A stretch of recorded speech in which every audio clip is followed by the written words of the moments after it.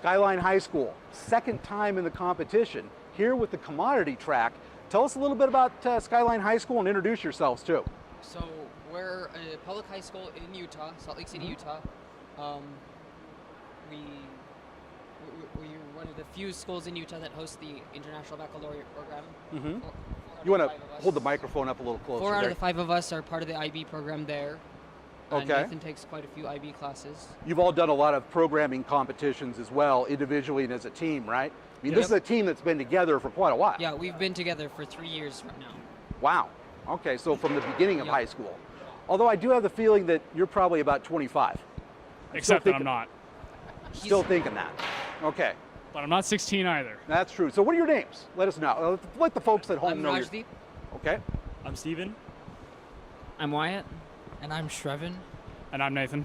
Who's about 26. XD. Okay. Although I did check your ID. So what grades are you guys in? We're all seniors. Okay. And is there going to be another Team Skyline next year? We have no idea. Okay. Hopefully there are some promising younger. Some promising young folks. Okay. Y'all are mentoring? Yeah, we've been writing a few lectures and such, and there has been interest in our school in continuing the tradition. Because you guys are the first high school team to compete at one of these last year, right? And you're the only full high school team here this year too. Yes, sir. So commodity track, it looks to me like you guys really put all your money into the cases. Yep. Let's get a look at those. That's pretty much all we care about. Let's get a close up on those. Those are nice. I think everybody who's watching this right now probably has a few of these back. This is where all the money went. All the money went into the case. It's appearances. Yes, it's all about aesthetics when it comes to supercomputing. But on the inside, so we have 4 nodes here. On the inside of each node, we run an Athlon 2 X2 dual-core processor. Okay. For RAM, we have dual-channel RAM, 2 gigabytes into each channel, so 4 gigabytes per node total. And inside for computing, we also have a graphics card, a GTX 660 Ti. Boy, that's popular. Was that on sale? No, it just happened that, everybody's running the 660s and the commodity. The 660 is a really cheap card, and I believe the good people at NVIDIA would prefer to say value card, value priced. Yeah, especially because inexpensive. And the price performer. The price also dropped recently because when NVIDIA released their 700 series, the 660 series went down in price. So that was also advantageous. So we've got one GPU in each, one 660 in each chassis. Yep, so 4 total. 4 total. Cover the main essentials. And we're using what, gigabit Ethernet? Cat 5e Ethernet. Cat 1 5e. gigabit. Okay. What, you couldn't find the money for Cat 6 cable?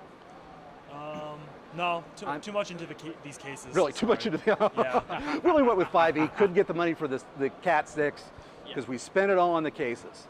And each node is powered by a 400-watt power source. Okay. And I think that's pretty much for the macro architecture. So you're running HPCC and Linpack today, right? Yep. We are currently running HPCC on our nodes. And this is a CPU-compiled version of HPCC. We're making use of AMD's core math library that they release, which provides level 1, 2, and 3 BLOS routines, an implementation of some LOPAC routines, and a implementation of FFTW. And you guys found the NVIDIA or the AMDs to be a pretty good price performer for what you're trying to do? In this case, the AMD CPUs, we were looking for inexpensive CPUs so that we could spend more on GPU. Yeah. And the case. In the cases. And even when running HPCC, or even HPL, which even uses up the GPU's max performance, we usually don't go above 600 watts of power draw. For the whole thing? Yeah, even though overall we can draw up to 1600. All the power supplies are 80 plus platinum, so they're efficient, but we can drop to 1600. We don't really use it all. How are you doing on getting the applications to take advantage of all your processing power, like the GPUs? So, the applications NeMo 5 and WRF. Those two have CUDA branches available. In particular, NeMo 5, through its use of the PETC and SLEPC libraries, and PETC itself supports QSparse, which performs sparse linear algebra on GPU. Yeah, I did a webcast with the guy that did NeMo 5, and he gave that out as a tip. WRF's physics modules can be run on the GPUs because they have CUDA support. And then We searched for quite a while for GraphLab support, but That's tough. and GraphLab said they'll have a graphics processor version available with 2.0, but they didn't, and so we're at this point we're facing running GraphLab. And on I just want to CPU. tell you guys that as you grow up and as you get into the industry, schedules never slip. That's very, very rare Yeah. that someone would promise something that's going to be out now and that it slips and it's didn't. out way later or never at all. That's very rare.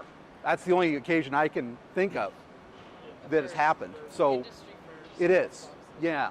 So don't worry about that. Vendors never, ever over puff when they're going to have something or how good it's going to be. So keep that trust, keep that openness and willingness to believe. It's like Santa Claus, right? So any problems you guys have overcome? Or does this all pretty much go by the numbers? Oh, we had a We've main got a issue. lot of stories. Let's get, Okay, so we actually had to make an architecture change last minute, last week. So we originally didn't have these 660 Ti's as our GPUs. yeah, We originally went with 7970 Radeons. Yeah, 7970s. a lot of power. Yeah, those would have given us a ton of power, but we figured out that Limpac wasn't able to You didn't run get on much of a those. benefit from Limpac. Yeah. on We that. could not link CL BLOS Oh, with not at all then on right. Limpac. The Who- linking oh, was okay. really painful. That's your CUDA versus OpenGL. Of CL. in Or this case. CL, excuse me, OpenCL. CL BLOS would not link properly with HPL. Uh-oh. And the reason behind that is because CL BLOS functions are differently mapped because they require context information like a command queue Okay. and an event and stuff like that. So back to the store go the Radeons, and out come the NVIDIA 660s. Right. And happier experience for you boys? At least Well- we got everything to work, and Okay. we're here. That's that's great. What more could you ask? Right. More. Yeah. Maybe better cases. Well, next time. Yeah. Next time. Next And time actually- we'll integrate them. Actually, almost no cases might be better than Yeah. some of these. I think some people were doing that. Yeah. Yeah. Yeah. Save you a little. Well, I can't imagine you spend any money on these cases at all, so it wouldn't even have saved you money. Because, right? Pretty much, yeah. Yeah. Some lunch money. Yeah. Well, good That's stuff. Right And we'll talk to you guys again. Looking forward to see how you do, and good luck. Thank you. Right, Too. thank you. Thank you. Thank you. Bye bye.